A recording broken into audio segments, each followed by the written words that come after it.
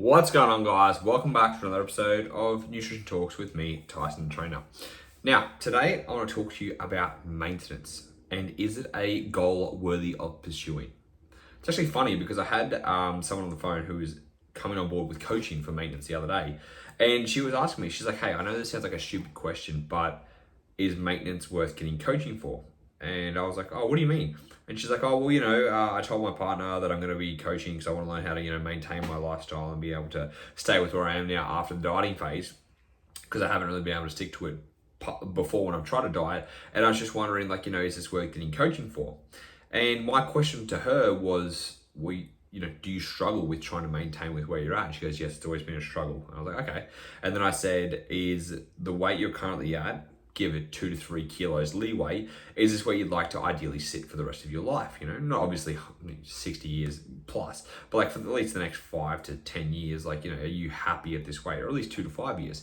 And she said, yes. And I said, okay. So then thinking about that, is learning the skills, the strategies, the behaviors necessary in order to maintain where you're at going to be positively impacting your life? And she said, yes. And I said, there you go, And it was funny because maintenance is the hardest thing people struggle with to stick to. They think because they're not chasing a goal that they're like, oh, well, I just don't find it easy to stick to. When I'm trying to diet, I know what I've got to do. When I'm trying to go on a gaining phase, I know what I've got to do. But at maintenance, it's just so hard to stick to. And this is the biggest issue. This is why a lot of people actually bulk and lose, gain and diet, I guess you would say. What do they say now? Cut and build. Yeah, cut and build is because you just don't know how to maintain where you're at. You think you always have to be pursuing a goal physically to look different. Sorry, that doesn't sound right. You think you always have to be chasing a goal to change your body composition. For those of you that aren't even in fucking sport of competition for those of you that aren't even in the sport of your body physique being the main, competition standard or what you are judged on, yet you think you always have to be chasing these body goals. And then when it comes to, oh, I don't have a body composition goal anymore, I'm kind of just, I don't know what to do, so I don't stay on track. That's a big issue, okay? Because the issue with dieting isn't the diet itself. It's not that diets don't work. We know diets work. All diets work. Anything that causes a calorie deficit will cause you to lose body fat and body weight. We know that works. What actually fails is people maintaining what they achieve. The reason they fail and go back to what they were doing is because they do not learn the skills, the behaviors, the knowledge necessary in order to maintain their new weight. If I give you a meal plan and you follow the meal plan, you will lose weight. But what the fuck do you do when you get off a meal plan? If you don't know, you'll go back to doing what you were doing. And what you were doing put you in the situation you were in. That is not a behavior or a skill you've learned. You just learned to follow something that's been given to you, which is what a majority of coaches do. They give you calories, they give you macros, they might even give you a meal plan, but then what are you supposed to do after that? Like, how many of you just know, or how many actual coaches, I should say, actually know how to fucking give nutrition advice? They don't. They're fucking macro counters. Here's your calories, here's your protein, here's your carbs, here's your fat. Want to maintain? Here's your carbs, here's your protein, here's your fat, here's your calories. That's not a behavior to follow. It's a fucking, a copy and paste template to follow. It's not teaching you skills necessary to not have to track your food for the rest of your life. It's not teaching the skills and behaviors to pay attention, to be aware of what you are actually eating. If you're just eating fucking numbers on a screen and that's all you're following, then you have no idea about nutrition. And you don't have to be well versed in nutrition. You don't have to be an expert. You don't have to have any sophisticated knowledge of nutrition. You just have to know some good daily practices to follow in order to be a healthy human and to maintain your weight, right? So with this, of your goal, a lot of you that struggle to maintain your weight, your goal should be to work on maintaining, okay? Now, when I say maintaining your weight, you give yourself a 2 to 3 kilo fluctuation for those of you under 70-ish kilos, and for those of you over 70 kilos, a 2 to 3 kilo fluctuation, all right? If you're a female, you do not include this fluctuation in your menstrual cycle. You know why? Because you all know your fucking weight will go up, all right? You all know it. You all know you get bloated. You all know that you're going to be heavier on the scale. You all know that you're holding a lot of body fluid. Yet, some of you still measure yourself and take your weight on the week you have your menstrual cycle. And then it upsets you. But then always what happens the week after? It goes away. So firstly, for the females, don't weigh yourself on your menstrual cycle. I'm not talking about being in a weight range and including your menstrual cycle, okay? Your body will do some weird shit. That's okay. Don't weigh yourself that week. Anything else is what you want to be weighing yourself and having within a 2 to 3 kilo weight range, all right? Why do I say 2 to 3 kilos? Because we're all going to have different bodies that fluctuate differently. For me, I fluctuate 4 to 5 kilos in a week, just with water. Just because I was heavier in the past and my body is very sensitive to sodium and fluid. I just know that from eating too much sodium, basically. Every time I have, this is what is a struggle. I've started eating sushi since last year, fucking in love with it, right? But sushi has a fuckload of sodium, an absolute huge amount of sodium. I could literally gain 3.5 kilos from one meal of eating sushi because there's just so much sodium. My body is just like a balloon or like a sponge. It just sucks up the water. So I know that I'm going to be heavier after sushi. Have I ruined my diet? No. Did I overeat? No. Did I do anything that's been detrimental that's going to cause me to gain body fat? No. It's just water fluctuation. So for me, I don't stress about being I go between 89 to 93. Okay, that is my range. If I start trending above 93, I know that I am eating too much. The same thing for you. If you are, let's say, for example, you're sitting at 70 kilos. If you go between 69 and 72, that's going to be a little weight fluctuation. If you go 72, that's fine. If it goes 72.1, have you ruined everything? No. But if it keeps going more and more on that upper threshold, that is a good little indicator for you that you may be slightly eating too much. Now, if you're on holidays, if you've been traveling, if you've just been indulging a little bit and you know you have, and your scale's gone up by more than 70, let's say 72, did I say 72? Yeah. If it goes up more than that, what do you do then? Nothing. You just have to rein it back in. This is why actually, as much as I say fuck the scale, this is also why taking your weight for your maintenance can be a good thing. Now, not everyone has to check their weight. You don't have to, but I'm telling you what you should do if you are weighing yourself. Because when you start to notice, this is actually one habit of successful dieters, is they do weigh themselves. Because if you start to notice it keeps getting more and more and more, like it keeps going up, that is a very certain indicator you're eating too much food. And before you have to go into a dedicated dieting phase, which no one wants to fucking do, let's be real. If you didn't have to diet, you wouldn't diet. So instead of having to go into a full dieting phase because you've been indulging too much, just pay attention to how your scale is trending if you're going to weigh yourself. If you're not, pay attention to your measurements. Give yourself a 2.5 centimeter waistline range, I should say. If you've had a really big dinner one night and you take your measurements the next morning and you know your stomach measurement is going to be up, don't fucking stress about it. But if over 2 to 3 weeks the waist measurement is still up more than 2.5 centimeters or it keeps climbing, then that's probably an indicator that you're gaining a little bit too much weight and you need to pull it back a little bit and reduce your calorie intake. Thirdly, using clothing to look at your maintenance calories. To look if you're maintaining your weight. Have clothing that fits pretty snug at the moment, all right? So again, if you're sitting at 70 kilos, let's say, and you're wearing clothing, if you gain 2 kilos of actual body fat, you know that clothing is going to be very tight. That is going to be a good indicator as to whether you are eating too much or eating too little, all right? Notice how I've said nothing about your maintenance calories you have to be sticking to. I'm talking about things that you can use as metrics to measure if you are maintaining, all right?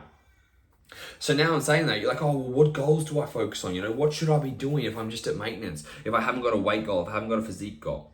Well, the funny thing is, you can still gain muscle. Listen, this is crazy. You can still gain muscle eating at maintenance. I know, it sounds insane. I promise I'm not making it up. I promise you, you don't have to eat in a surplus to gain muscle.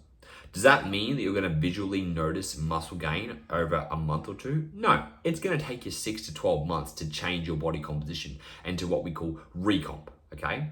But you don't have to increase your calorie intake to do it. You have to train hard. So instead of putting your focus on the diet of eating a certain amount of calories every day, you should be putting your focus on your training, your rest, your recovery, those things that will actually help you push yourself harder in the gym. Is your training setting you up for success? What I mean by setting you up for success is, are you is it programmed where you're pushing harder every week? Is it? Because if you're not, and you're just training for fucking shits and gigs, then don't expect any progress. Don't expect any body recomposition. But if you have got a program that's setting you up for each week is getting more challenging, and what do I talk about? Adding more weight on the bar, increasing your repetitions, possibly adding more sets to your workout. Ideally, weight on the bar or repetition is going to be the most ideal thing, and increasing your form would be really, really good focus points too. If you're doing those things and you notice that you are progressing, then guess what? You are fucking going to be building muscle. You don't just build muscle out of just showing up to the gym. You build by pushing, all right? So tracking your training is going to be one thing you can focus on. When it comes to diet, instead of focusing on a calorie intake, an exact calorie intake, look at your overall protein intake like I talk about. Are you eating enough protein every day? Because that should be a conscious effort. It should be a conscious effort that you're working on hitting enough protein every day.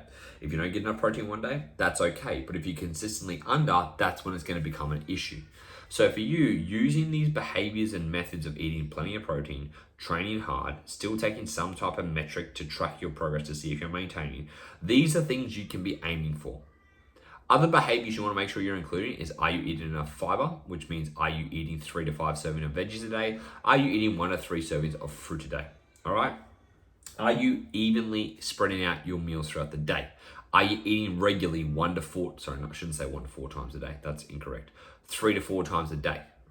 If you're not eating 3 to 4 times a day and you're saving your calories for the evening and you're overeating, that's an issue. Work on getting that consistency. Now remember, with this, you don't have to eat the exact same time every single day. I'm not telling you to do that. I'm telling you to try and get breakfast, lunch, dinner, and a little snack in if you can. Now, it's not going to suit everyone. Some people are like, oh, I like to have, a big breakfast, a big dinner, and then 3 snacks throughout the day, whatever. But what I want you to have is regularity through your eating throughout the day. I do not want you fucking skipping meals. I do not want you saving all your calories for dinner. That is not a lifestyle that you should be living for the rest of your life, where every fucking day you deprive yourself during the day and then you eat more at nighttime. That is not a good behavior to be following, okay? And then so these habits you're focusing on, which are lifestyle interventions, is what can be done at maintenance. Yes, you're not seeing body composition changes straight away, but guess what? You're going to notice your overall well-being, your energy in the gym, your performance in the gym, your other areas of your lifestyle being impacted by focusing on these things, right? Along with that, then we look at your quality of life through your sleep, through your stress management. Are you getting enough sleep? If you're not, that's what you can focus on. We kind of have different areas we have, we have our nutrition, we have our training, we have our sleep, we have our recovery. These are going to be factors you want to be focusing on. And not only just training in the gym, what about training outside of the gym? What else are you doing? Are you doing cardio? Are you doing boxing? Are you doing Muay Thai? Are you doing dancing? Are you playing a sport? Doesn't matter what you're doing, but you can also use those as metrics to see, are you improving in that skill or that sport or wherever it's going to be. These are things you can have your focus and attention to that are going to drive you towards something. Because the biggest thing people lack at maintenance is a goal. Like I said, they go, oh, I just feel like I don't have anything to focus on, so I just eat whatever, I can't stick to my maintenance. That's a fucking issue. And so you have to find other things to focus on that's not just in regards to body composition, which is why I've talked to you about your strength in the gym, or your performance in the gym, I should say. Why I've talked to you about daily habits you should be focusing on for your nutrition, habits you should be focusing on for your sleep. Are you getting 7 to 9 hours sleep? Are you winding down? Are you managing your stress? Are you recovering well? If you're not progressing in the gym, it's not because it may be because of your diet, but also could it be because you've got shitty nutrition habits you need to change? Sorry, shitty sleep habits you need to change. So you got to think about your sleep. What about your social health? Have you been neglecting that because you've been fucking dieting for how knows long, or bulking, and because you've been tracking and obsessively having every fucking calorie, you actually haven't gone to enjoy yourself a little bit, right? Also, looking at this as your behaviors over a monthly period when it comes to eating out. Do you have the balance of where you're actually maintaining your, again, weight or measurements, whatever it's going to be, and you're still able to eat out? Because that should be the goal. Your goal shouldn't be to eat out every day. Your goal shouldn't be to eat like a dickhead and order Uber Eats every fucking day or every week. It should be that you're able to have some social events where you're able to either drink a little bit, eat a little bit, whatever you're going to do, and that is not going to be the detriment of you gaining body fat or throwing you off. This is the cool thing about maintenance. Maintenance is very easy to maintain where you're at, but it's also very easy to fuck up. Because again, your goal is, let's say, and because you just have shitty behaviors of tracking your calories and your macros, and that's all you're focusing on, your body composition, then it throws you off.